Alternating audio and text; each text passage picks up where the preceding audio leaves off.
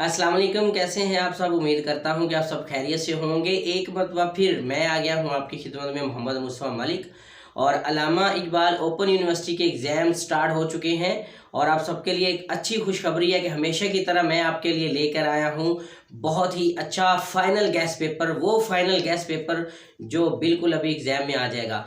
जितने भी पूरे पाकिस्तान में जो ओवरसीज़ मेरे स्टूडेंट्स हैं जो मुझे डेली मैसेजेस भेजते हैं कि सर जी आपका जो फाइनल गैस पेपर होता है बिल्कुल वही होता है ऐसे जैसे आपने पेपर बनाया हो। तो मैं आपसे रिक्वेस्ट करता हूं कि आप ये बात को जो है कमेंट्स में दिया करें, ज़्यादा इसको ना दिया करें।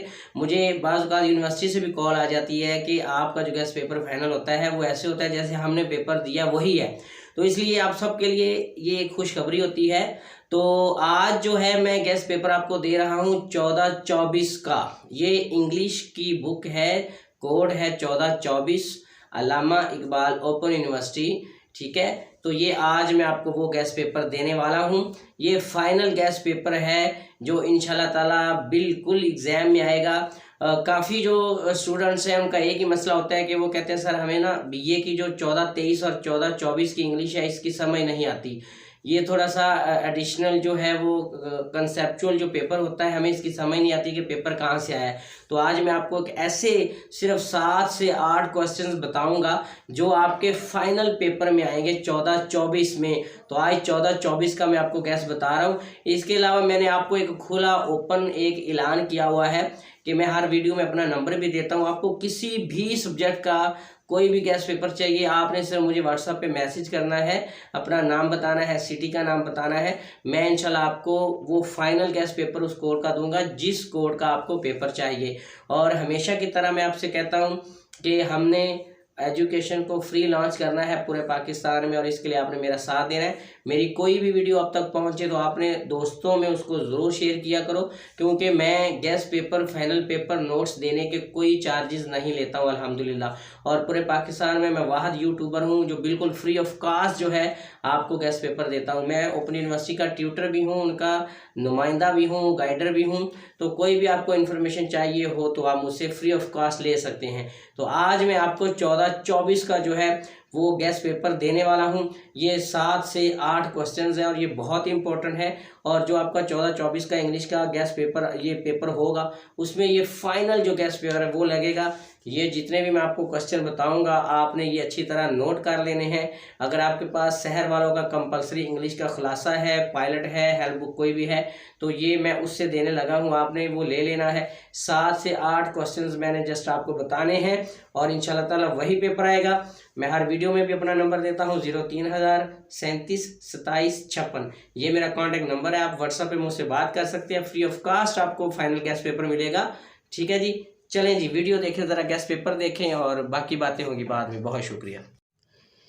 ये जी शहर वालों की कंपलसरी इंग्लिश कम्युनिकेशन स्किल्स की बुक है। बीए, बीएस और बीएड के लिए ये 1424 आप कोड देख रहे हैं, अल रिहान पब्लिकेशंस की है ये। ठीक है, और आपने यही बुक लेनी है। ये बुक जो है बहुत इम्पोर्टेंट है, बड़ी हेल्पफुल है और इसी खुलासा से जो है वो 1424 का जो गेस्ट पेपर है या फाइनल पेपर बनता है वो इसी बुक से बनता है। तो चलिए हम स्टार्ट करते हैं। सबसे पहला जो क्वेश्चन है बड़ा इंपॉर्टेंट वो आना है जी कि डिफरेंट टाइप्स ऑफ एसेज, यानी कि मज़ामीन की मुख्तलिफ इकसाम कौन कौन सी होती हैं। अब उसमें आप देख रहे हैं कि डिस्क्रिप्टिव होता है, नैरेटिव होता है बयानिया, कंपेयर एंड कंट्रास्ट होता है, कॉज एंड इफ़ेक्ट होता है, ठीक है, प्रोसेस होता है और ये नीचे आप देख सकते हैं एग्रीमेंटिव होता है और एनालिसिस होता है। ठीक है, ये 6 जो काइंड्स हैं ये ऐसे की काइंड्स हैं, डिफरेंट काइंड ऑफ ऐसे, यानी कि ऐसे के मज़ामीन जो हम लिखते हैं उसकी कितनी इकसाम है। इसमें जो आप देख रहे हैं कंपेयर एंड कंट्रास्ट, इसके बारे में मैं नैरेटिव जो बयानिया होता है ये एक स्टोरी होती है जिसको हम कोई भी स्टोरी कह लें या आप पैराग्राफ कह लें या आप अपनी आप बीती कह लें। इसके बाद कंपेयर एंड जो कंट्रास्ट होता है आपको पता है कि for example compare and contrast between rural life and urban life, यानी कि देहाती ज़िंदगी और शहरी ज़िंदगी के दरमियान एक मुवाजना लिखें। या आप कह लें कि compare and contrast between student and teacher, teacher और स्टूडेंट के दरमियान कंपेयर एंड कंट्रास्ट लिखें। इसके बाद है जी काज एंड इफ़ेक्ट। काज होता है वजह, इफ़ेक्ट होता है असर, यानी कि किसी कोई वजह या असर बयान करे। तो ये बहुत इंपॉर्टेंट क्वेश्चन है, ये आप देख लें कि पेज नंबर 9 है, इसको आपने अच्छी तरह मैं हमेशा अपने स्टूडेंट्स को कहता हूँ कि एक ऐसा भी ऐसे है या पैराग्राफ है जो हर दफ़ा जो है वो एग्ज़ाम में आता है, वो है जी माई डेली रूटीन, कि मेरा रोज़मर्रा की ज़िंदगी में क्या ऐसे काम हैं, क्या ऐसी चीज़ें हैं जो मैं डेली करता हूँ। इसमें आप देख लें कि ये डेली रूटीन का एक पैराग्राफ है, इसने एग्ज़ाम में लाजमी आना होता है। ठीक है, इसमें I wake up at 5 AM in the morning, first I take a shower, next I go into the kitchen and prepare breakfast. यानी कि ये बताता है कि मैं सुबह जब उठता हूँ तो उठने के बाद से लेके सोने तक मैं क्या करता हूँ। तो ये माई डेली रूटीन का पैराग्राफ है जो बड़ा इंपॉर्टेंट है। ये हर हाल में फाइनल एग्ज़ाम 14-24 का जो होना है आपका अल्लामा इकबाल ओपन यूनिवर्सिटी का, उसमें आना है। इसको आप देख लें ज़रा। वही बात जो मैं पीछे रिपीट कर रहा था कि काज एंड इफ़ेक्ट, वजह या सबब और असर। हर अमल या वाक़े की कोई ना कोई वजह या सबब काज होता है, और फिर इस अमल या वाक़े का कोई ना कोई असर इफ़ेक्ट भी ज़रूर मरतब होता है। इस अमल और रद्द अमल को इफ़ेक्ट एंड काज कहा जाता है। ठीक है, ये जी एग्जांपल्स हैं कि काज और इफ़ेक्ट क्या होता है, और वो इसमें बताता है कि वजह क्या होती है और ये सबब क्या होता है। अभी मैं आपको इसकी एक एग्जांपल बताता हूँ, आपको समझ आ जाएगी। ये देखें जी, यहाँ पे कुछ काज और इफ़ेक्ट्स की एग्जांपल्स हैं। जैसे द रोड्स वर आइसी। ठीक है, ये एक काज है, ये एक वजह उन्होंने बयान किया कि जो रोड है वो बिल्कुल आइसी है। ठीक है, और देयर वाज मैनी एक्सीडेंट्स। ठीक है, ये इफ़ेक्ट्स यानी कि ये सबब है। और यहाँ पे काफ़ी एग्जांपल्स हैं, आप देख सकते हैं कि ऐसी वहाँ पे आपके पास पैराग्राफ्स आएगा, ऐसे 10 या 12 आपके पास लिखे होंगे सेंटेंसेस, और आगे आपने लिखना है कि ये काज है यानी कि वजह है, या सबब है, ठीक है, या असर है। ये आपने आगे ब्रैकेट में ऐसे लिखना है, कॉज इफ़ेक्ट। ठीक है, ये आपके पास एक एग्जाम्पल मौजूद है। ये बहुत ही इंपॉर्टेंट क्वेश्चन हैं, इनको आपने लाजमी देखना है। ये दोनों ऐसे बहुत इंपॉर्टेंट है जी कि cause and effects of heavy traffics on road, सड़कों पर भारी ट्रैफिक की वजूहात और असरात बयान करें। और दूसरा ये देख लें जी, unemployment it's cause and effects, यानी कि बेरोज़गारी, इसके असबाब और असरात मुरतब करें। ये दोनों ऐसे बहुत इंपॉर्टेंट है, ये देख लें जी। ये पहला ऐसे है, सड़कों पर भारी ट्रैफिक की वजूहात, और ये आप देख लें जी कि बेरोज़गारी, इसके असबाब व असरात। ये दोनों ऐसे बहुत इंपॉर्टेंट है, एक ऐसे इनमें से मस्ट आना है। लो जी, वही मैं बात कर रहा था कि कंपैरिजन एंड कंट्रास्ट, यानी कि मुआजना, मुकाबला। वो कहता है कि हम रोज़मर्रा ज़िंदगी में मुख्तलिफ लोगों या चीज़ों के दरमियान मुकाबला मुआजना करते हैं। मसलन, क्या नई मोटरसाइकिल ख़रीदी जाए या सेकंड हैंड, क्या कराची में किसी यूनिवर्सिटी में दाखिला लिया जाए या इस्लामाबाद में। यानी कि हम एक मुआजना करते हैं, कंपेयर एंड कंट्रास्ट करते हैं। तो ये कंपेयर एंड कंट्रास्ट का एक ऐसे लाजमी आना है या पैराग्राफ। इसकी एग्जांपल ये देखें ज़रा, compare and contrast between village life and city life, देहाती और शहरी ज़िंदगी के दरमियान एक जो है अपना मुआजना करें। ठीक है, ये बहुत एक अच्छी एग्जांपल है। ये पिछले साल भी, उससे 2019 से लेके 21 तक 2 साल, ये compare and contrast between village life and city life ये आता रहा है। मैंने अपनी वीडियो पहले में भी आपको बता चुका हूँ। ये ऐसे आपने लाजमी करना है कंपेयर एंड कंट्रास्ट का। इसके अलावा और भी इसकी एग्जांपल्स हैं। ये देखें, जैसे जी घर की ज़िंदगी और हॉस्टल की ज़िंदगी का मुआजना करें, प्राइवेट और सरकारी स्कूलों में मुआजना करें। ये 2-3 बहुत इंपॉर्टेंट है जो आपने करने हैं। ठीक है जी।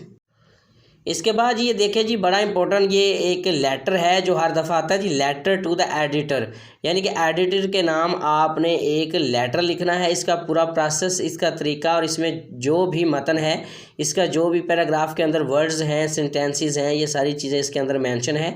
वीडियो को पॉज करके भी आप इसको रीड कर सकते हैं, लिख सकते हैं रजिस्टर के ऊपर।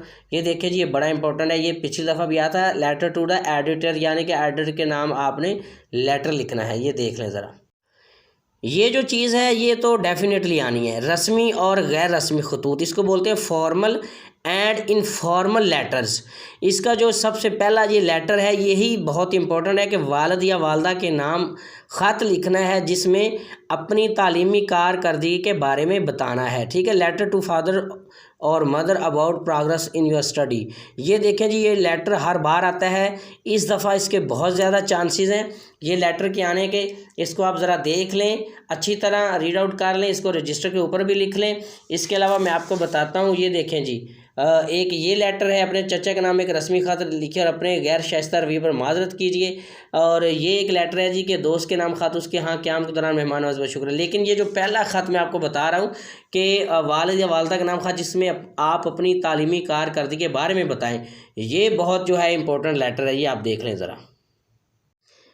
अच्छा जी, सम टाइम क्वेश्चनर जो है ये सवाल दे देता है कि फ़र्ज़ कीजिए आप एक अखबार के सहाफ़ी हैं, आप एक मुमताज़ सियासी रहनुमा का इंटरव्यू करने जा रहे हैं, कम से कम 10 सवाल लिखिए जो आपसे पूछे गए। तो आपने क्या करना है, 10 सवालों पे मबनी एक क्वेश्चन बनाना है। जैसे ये देखिए, hello how are you, what is going on nowadays, what is your family background, who is your idea in politics, what are your next plans for your people, do you have any plan for the welfare of students, how do you see the present political situation in the country, how do you see the future of Pakistan। ये 8 से 10 sentences हैं जो आपने एक सियासी बंदे को पूछने हैं, उससे पूछने हैं। ये आपको क्वेश्चनर पूछेगा कि आपके सामने एक सियासी बंदा बैठा हुआ है, आप उससे 8 से 10 कौन से ऐसे क्वेश्चन पूछेंगे कि वो आपका रिप्लाई दे। तो आपने ये बड़े सिंपल और शॉर्ट क्वेश्चंस हैं, इसको आपने अच्छी तरह देख लेना है। ये जी एक क्वेश्चन है, बड़ा इंपॉर्टेंट है कि which page of your favourite newspaper you like the most. आपका न्यूज़पेपर का कौन सा ऐसा पेज होता है जो आप बहुत ज़्यादा लाइक करते हैं। जैसे मेरा तो क्रिकेट का होता है और इसके अलावा पॉलिटिक्स का होता है, शोबिस का भी कई लोगों का होता है। तो ये भी क्वेश्चन बहुत इंपॉर्टेंट है। ये जी काज और इफ़ेक्ट्स का उन्होंने कॉलम बना दिया, आप देख सकते हैं कि काजेज़ में कौन सी चीज़ें आती हैं और इफ़ेक्ट्स में कौन सी चीज़ें आ रही है, आपने देखनी है। इसके अलावा एक और क्वेश्चन है यहाँ पे कि reading the title text title as planting a tree, a step by step guide 10 as per directions given. यानी कि प्लांटिंग अ ट्री, आप एक जो ट्री लगा रहे हैं, प्लांट कर रहे हैं, तो उसके लिए 10 कौन सी ऐसी चीज़ें हैं। जैसे choose at least 4 to 5 foot trees, 4 से 5 जो है वो फुट का आप ट्री लें। प्रिपेयर आप planting areas at deep the root ball, यानी कि आप जो है उसके गहराई का गड़ा खोद और उसके अंदर उसको डाल दें। Dig a hole in the middle of the area, जो सेंटर में एरिया है मिडल का, उसके अंदर उसको गाड़ दें। ये सारी चीज़ें जो आपने 10 सेंटेंस में लिखने हैं, ये आगे भी ये लिखे हुए आप देख सकते हैं। तो ये बड़ा ही इंपॉर्टेंट ये भी क्वेश्चन है। ये देखें जी, what is an essays, different types of essay और आ डिस्क्रिप्टिव ऐसे, जो मैं पहले भी बयान कर चुका हूँ। ये इनकी डेफिनेशंस लिखी हुई हैं। वीडियो को ब्रेक लगा के आप ये डेफिनेशन लिख सकते हैं, इसको रजिस्टर के ऊपर आप नोट कर सकते हैं। ये बहुत ही जो है वो इम्पोर्टेंट ऐसे की डेफिनेशंस है, ये आप देख सकते हैं।